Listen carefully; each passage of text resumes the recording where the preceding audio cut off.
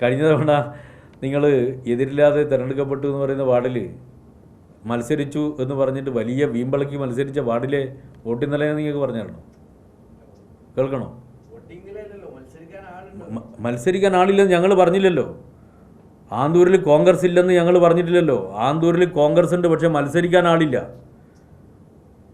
ആ മത്സരിച്ചാലും ഇല്ലെങ്കിലും കോൺഗ്രസിന് അത്ര. ഞാൻ ചോദിക്കട്ടെ, എന്തുകൊണ്ടാണ് ആളില്ലാത്തത്? മത്സരിക്കുന്ന സ്ഥലത്ത് ഞാനാണ് സ്ഥാനാർത്ഥിയെങ്കിൽ മത്സരിക്കുന്ന സ്ഥലത്ത് എനിക്ക് 50 വോട്ടും 40 വോട്ടേ കിട്ടൂ. അപ്പോൾ ഞാൻ ചിന്തിക്കുക, എന്തിനാണ് ഞാൻ വെറുതെ മെനക്കെടുന്നേ? 40 50 വോട്ട് കിട്ടുന്ന ഒരു സ്ഥലത്ത് പോയിട്ട് ഒരു മാസം വീട് കയറി നാട്ടിൽ മുഴുവൻ ബോർഡും വെച്ച് പണവും ചെലവഴിച്ച് തിരഞ്ഞെടുപ്പിൽ പങ്കെടുക്കണ്ടേ?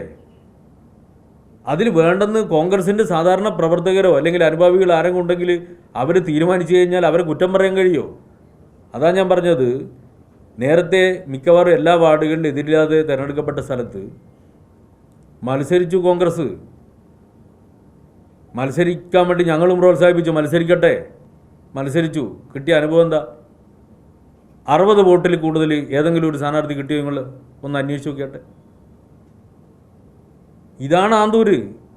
പിന്നെ അവിടെ ഭീഷണിപ്പെടുത്തിയിട്ടാണ് ഒക്കെ നടക്കുന്നതെന്ന് പറയുന്നതിൽ എന്താ അർത്ഥമുള്ളത്? ഇത് അനീതിയാവുന്ന എങ്ങനെയാ? അത് പ്രതിപക്ഷ നേതാവ് എപ്പോഴും അങ്ങനെയാണല്ലോ. അദ്ദേഹത്തെ പോലെ കാള വിറ്റു വന്ന ഘട്ടം മാത്രയിൽ കയറെടുക്കുന്ന ഏതെങ്കിലും ഒരു നേതാവിന് കേരള രാഷ്ട്രീയത്തിൽ നിങ്ങൾ കേട്ടിട്ടുണ്ടോ? അദ്ദേഹം കാര്യങ്ങൾ മനസ്സിലാക്കിയിട്ട് സംസാരിക്കുന്ന ആളല്ലല്ലോ. അദ്ദേഹം എല്ലാ ഘട്ടത്തിലും അങ്ങനെയാണ്. അദ്ദേഹം പ്രതിപക്ഷ നേതാവ് ഇവിടെ നേരം ഉണ്ടെങ്കിൽ ആന്തൂരിലൊന്ന് വരിക, എന്നിട്ട് അദ്ദേഹം ഭീഷണിപ്പെടുത്തി എന്ന് നിങ്ങൾ പ്രചരിപ്പിക്കുന്ന ആളുകളുടെ വീടുകളിൽ പോവുക, പോകുന്ന സമയത്ത് മാധ്യമപ്രവർത്തകരെയും കൂട്ടുക, എന്നിട്ട് അവരോട് നിങ്ങൾ ചോദിക്കുക ഭീഷണിപ്പെടുത്തിയോ? അപ്പോൾ പ്രതിപക്ഷ നേതാവെ അവർ പറയും ഞങ്ങളെ ഭീഷണിപ്പെടുത്തിയിട്ടില്ല.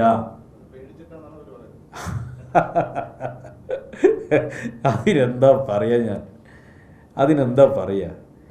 ഇങ്ങനെ ബാലിശമാകല്ലേ പ്രതിപക്ഷ നേതാവേ? അങ്ങ് പ്രധാനപ്പെട്ടൊരു നേതാവല്ലേ? ബാലിശമായി സംസാരിക്കരുത്.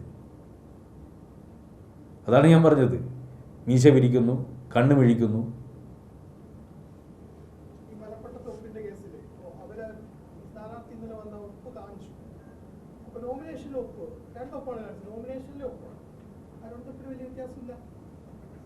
ആരാ കാണിച്ചത്? എന്നിട്ട് വ്യത്യാസമില്ലേ? പിന്നെ ആ പിന്നെ ഇതിലെ വ്യത്യാസം ഉണ്ടായിരുന്നേ? രണ്ടൊപ്പല്ലല്ലോ, 4 ഒപ്പും 4 വ്യത്യസ്ത രീതിയില്ല. അതിൽ സംഭവിച്ചിട്ടുണ്ടാവും. നിങ്ങൾ ഞാൻ വെറുതെ പറയല്ല, സംഭവിച്ചിട്ടുണ്ടാവും. എന്താണ് ഞാൻ പറഞ്ഞുതരാം. സംഭവിച്ചിട്ടുണ്ടാവും. ഓരോ ഒപ്പാണ്, അതായത് അഫിഡവിറ്റിലുള്ള ഒപ്പാണ് യഥാർത്ഥത്തിൽ സ്ഥാനാർത്ഥി ഇട്ടിട്ടുണ്ടാവും. സംഭവിച്ചിട്ടുള്ളത് അതിൻ്റെ യാഥാർത്ഥ്യം ഞാനത് പരിശോധിച്ചപ്പോൾ എനിക്ക് മനസ്സിലാക്കാൻ കഴിഞ്ഞ വസ്തുത മാത്രമാണ് ഞാൻ പറയുന്നത്. അഫിഡവിറ്റിലുള്ള ഒപ്പ് സ്ഥാനാർത്ഥി നേരിട്ടിട്ടുണ്ടാവും. കാരണം അത് റിട്ടേണിംഗ് ഓഫീസറുടെ മുമ്പിൽ ഇടേണ്ട ഒപ്പാണ്. മനസ്സിലായില്ലേ? മറ്റുള്ള ഒപ്പ് വേറെ ആരും ഇട്ടു. ഇതാണ് സംഭവിച്ചത്. അതുകൊണ്ടാണ് ഇങ്ങനെ വ്യത്യസ്ത ഒപ്പ് വന്നത്. ആ സ്ഥാനാർത്ഥി വന്നിട്ട് ഒപ്പ് വെച്ചപ്പോൾ അത് ചിലപ്പോൾ നിങ്ങൾ പറഞ്ഞത് ശരിയായിരിക്കും, ചിലപ്പോൾ ടെൻഷൻ കൊണ്ട് ഈ ഒപ്പുകളുമായിട്ട് ഒരു വിധത്തിലും സാമ്യമില്ലാത്ത ഒപ്പ് വന്നു. പക്ഷേ ഒരൊപ്പ് മാത്രമേ സ്ഥാനാർത്ഥിയുടെ ഒപ്പ് എന്ന് പറയാൻ വേണ്ടി കഴിയുന്ന ഒപ്പുണ്ടാവും. വാസ്തവം പരിശോധിച്ചാൽ സ്ഥാനാർത്ഥി കാര്യങ്ങളൊക്കെ പറഞ്ഞിട്ട് ഓത്തിൽ മാത്രമല്ലല്ലോ സ്ഥാനാർത്ഥി ഒപ്പിടേണ്ടത്, മറ്റുള്ള നാട്ടുകാരല്ലല്ലോ ഒപ്പിടേണ്ടത്. അപ്പോൾ ഇത് ഫില്ലപ്പ് ചെയ്യുന്ന ഏതോ ഒരാൾ, ഏതോ ഒരു വിദ്വാൻ നേരെ ഇതൊക്കെ അങ്ങനെയൊക്കെ മതിയും വിചാരിച്ചിട്ട് കാഷ്വലായിട്ട് അങ്ങ് ഒപ്പിട്ട് പോയി. അതാണ് സംഭവിച്ചത്. നിങ്ങൾ എന്നോടിങ്ങനെ പറയണ്ട. നിങ്ങൾ രഹസ്യമായി കോൺഗ്രസ്സുകാരോടൊന്ന് സംസാരിച്ചു നോക്കുക, അവിടെയുള്ളവരോട്. അപ്പോൾ അവരോട് നിങ്ങളോട് സത്യം പറയും. രഹസ്യമായി നിങ്ങൾ സംസാരിച്ചു.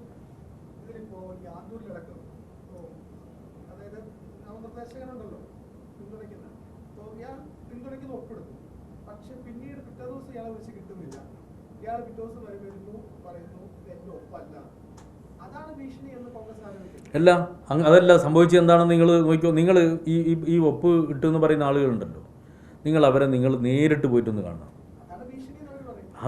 അത് അവർ പറയുന്നതല്ലേ. സംഭവം എന്ന് വെച്ചാൽ ഞാൻ നേരത്തെ പറഞ്ഞ പോലെ ഇപ്പോൾ ഒരു വീട്ടിലുള്ള 5 പേര് മത്സരിക്കുന്നു കരുതുക. മത്സരിക്കുക. കാരണം മത്സരിക്കാൻ വേണ്ടി പറ്റുന്ന ആളുകളെ ബന്ധപ്പെട്ട വാർഡിൽ നിന്ന് കിട്ടുന്നില്ല. അതുകൊണ്ട് പുറത്തുനിന്ന് പല സ്ഥലങ്ങളിൽ നിന്നായിട്ട് ആളുകളെ നോക്കുമ്പോൾ ആ പ്രദേശത്ത് ആകെ നോക്കുമ്പോൾ ഒരു കുടുംബമാണ്. ആ കുടുംബത്തിലുള്ള അച്ഛനും മക്കളും മക്കളും എല്ലാം ചേർന്നിട്ട് മത്സരിക്കുകയാണ് 5 പേര്. ആ 5 പേര് മത്സരിക്കുമ്പോൾ ഈ വാർഡിലുള്ള ആൾ പ്രപ്പോസറായിട്ട് വേണം, ആളെ കിട്ടുന്നില്ല. അതിനുള്ള വഴിയെന്താ? ഏതാണ്ട് കോൺഗ്രസ്സാണ് അല്ലെങ്കിൽ വ്യക്തിപരമായിട്ട് ബന്ധമുണ്ട് എന്ന് തോന്നുന്ന ആളുകളുടെ വ്യാജ ഒപ്പിട്ടിട്ട് നേരെ നോമിനേഷൻ കൊടുക്കുകയാണ്. ഇയാൾക്കിതറിയില്ല. ഈ പ്രപ്പോസ് ചെയ്യുന്ന ആൾക്ക് ഇത് ഇയാളുടെ ഒപ്പാണെന്ന് ഇയാളിങ്ങനെ പ്രപ്പോസ് ചെയ്ത് അറിയില്ല. ഇത് നോമിനേഷൻ അവിടെ കൊടുത്തിട്ട് ഇത് അതിൻ്റെ ഡോക്യുമെൻ്റ് പുറത്ത് വരുന്ന സമയത്താണ് ഇയാൾ മനസ്സിലാവുന്നത് ഇങ്ങനെ ഒരാൾ പ്രപ്പോസ് ചെയ്തിട്ടുണ്ട്. അപ്പോഴാണ് അയാൾ അയ്യോ ഞാനങ്ങനെയൊന്നും ഒപ്പിട്ടില്ല. ഇതല്ലേ സംഭവിക്കുന്നത്? അത് സംഭവിക്കുന്ന ഭീഷണി എന്നാ. നിങ്ങൾ ഈ ആരെങ്കിലും ഒപ്പിട്ട് കൊടുത്തു കഴിഞ്ഞാൽ അത് ആൾ പറയില്ല എൻ്റെ ഒപ്പല്ലെന്ന്. അങ്ങനെ എൻ്റെ ഒപ്പല്ല എന്ന് പറഞ്ഞു കഴിഞ്ഞാൽ അത് ഭീഷണിയാണ്. ഭീഷണിപ്പെടുത്താൻ വേണ്ടി പുറപ്പെട്ട് കഴിഞ്ഞാൽ അങ്ങനെ ഭീഷണിപ്പെടുത്തിയാൽ പിന്മാറും നിങ്ങൾ? ഏതെങ്കിലും ഒരാളെ ഭീഷണിപ്പെടുത്താൻ വേണ്ടി ഇത് ഏതാ കാലം?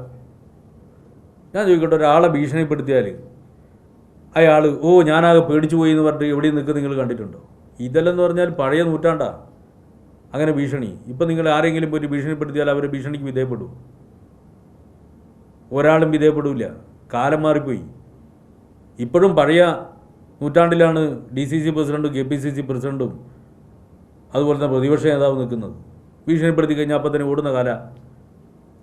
ഇപ്പോഴും എന്ന് വെച്ചാൽ സോഷ്യൽ മീഡിയേൻ്റെയും മീഡിയ വിജിലൻസിൻ്റെയും കാലമല്ലേ. അങ്ങനെ എന്താ സംഭവിച്ചിട്ടുണ്ട് അപ്പം തന്നെ അതിൻ്റെ വീഡിയോ ഇങ്ങനെ കിട്ടൂലേ? എന്തെങ്കിലും ഉണ്ടെങ്കിൽ എല്ലാം റെക്കോർഡ് ചെയ്യാൻ കഴിയില്ല. ഏതാ റെക്കോർഡ് ചെയ്യാൻ വേണ്ടി പറ്റാത്തത്?